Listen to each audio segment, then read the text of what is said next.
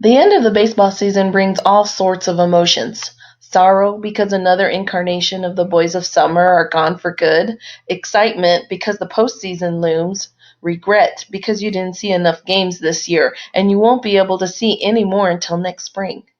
But most of all, the end of the baseball season brings joy and reflection, a time to think about all that's come before and all that lies ahead, and how wonderful it is to wrap yourself in the nostalgia of our sweet soap opera. And what better way to dig into those good feelings than with a cardboard trip down memory lane? After all, baseball cards give us special endings too, right? I mean, forever and a day, Topps has reserved prime real estate for prime movers in the game. Those prime numbers include, of course, the first card of the set and the century markers, 100, 200, etc. But they also loop in the final pasteboard of each set, the one that sends us off into the oblivion of another winter. Here then are the final Topps cards from each set of the 1980s, when our fields and our hopes were green and fresh. Did they all merit their lofty last card status? You be the judge of that, but I'll help you make the case. 1980 Topps Steve Yeager, number 726. If you look at just his lifetime stats, you might think Steve Yeager was just about the last guy you'd find on a prime baseball card property. 228 batting average, 102 home runs, 410 runs batted in, 14 stolen bases. Doesn't seem like the stuff of legends, right? But look deeper, and you'll see that Yeager was a key member of those Los Angeles Dodgers teams of the 1970s, lined up as the regular catcher for a good hunk of his 15 years in the majors, the last of which he played with the Seattle Mariners in 1986. During that time, Yeager logged plenty of postseason time, and he stepped up his game in October to .252 with 5 home runs and 14 RBI in 38 NLCS World Series appearances.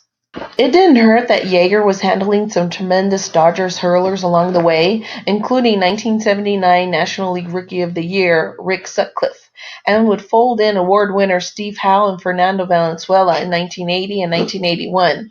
Those were heady times. So yeah, Yeager and his Dodger blue looked just fine on card number 726 in the 1980s Topps. 1981 Topps Rick Monday, number 726. By 1981, Rick Monday's flag-saving All-Star days were well behind him, but he was still a well-loved figure for the fans of his various teams, Oakland A's, Chicago Cubs, Los Angeles Dodgers. Monday still had some pop left in his 35-year-old bat, too, and wound up smacking 29 home runs over the final 4 seasons of his career. Like Yeager, Monday also tasted postseason glory with the Dodgers and A's, though his October results were not all that spectacular. 210, 1 homer, 2 RBI in 30 games. For his career, Monday wound up with 241 homers among his more than 1,600 hits, and of course, 1 set capper in 1981 Topps.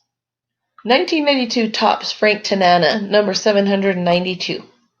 Once upon a time, a young Frank Tanana provided the left-handed smoke to complement Nolan Ryan's righty fire in the California Angels rotation.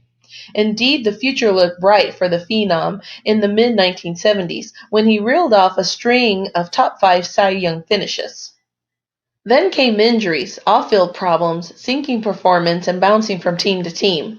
Tanana eventually became an accomplished pitcher, not just a thrower, for the Detroit Tigers in the 1980s. Before he got there, though, he made a one-year stop with the Boston Red Sox. His 4-10, 4.01 ERA mark was good enough to wear out his Bo Sox welcome after one season, but also good enough to land him at the last card in the 1982 Topps set, somehow. 1983 Topps Chris Chambliss, number 792. Chris Chambliss was one of those more understated members of the New York Yankees mini-dynasty of the late 1970s, but then just about everyone seemed understated compared to Reggie Jackson and Billy Martin. Chambliss was a rock at first base for those teams, though, and was always good for something along the lines of 280, 17 home runs, and 80 RBI per year. And of course, he had a monster NLCS in 1976 to help the Yankees reach the World Series for the first time in over a decade. By 1982, Chambliss was entering his 3rd season for the fairly putrid Atlanta Braves. He continued his strong production, but the rest of the team had yet to take off. All that changed in 1982 when Dale Murphy won the first of his 2 NL MVP awards, and the Braves took the old National League West Division crown. For his part, Chambliss smacked 20 bombs, drove in 86, and hit .270. The last card of the 1983 set is a fine commemoration of that sweet season. 1984 Topps Bill Russell, number 792. Bill Russell revolutionized the NBA with his wingspan and defense. Let me try that again. Bill Russell was the shortstop for the 1970s Dodgers team that featured the longest-running intact infield to have a future-ruined politician manning first base, or something like that. Russell was a light-hitting middle infielder, as was the style of the day, but he had some speed and a decent eye, and he got on base and scored runs. He was one of the better defenders of the era at short too, and well Dodgers.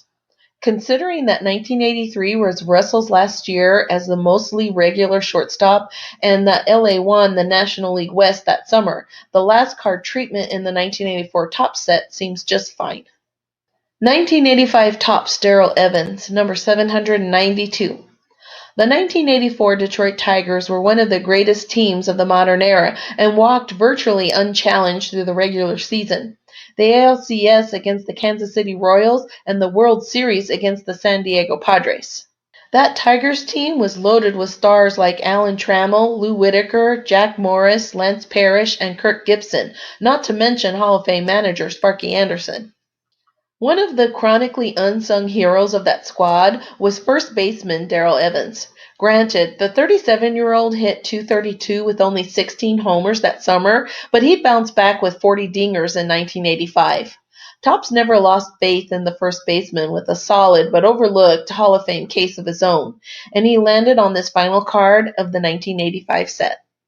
1986 Topps Charles Hudson, number 792. The 1985 Philadelphia Phillies finished 75 and 87 and in 5th place in the National League East.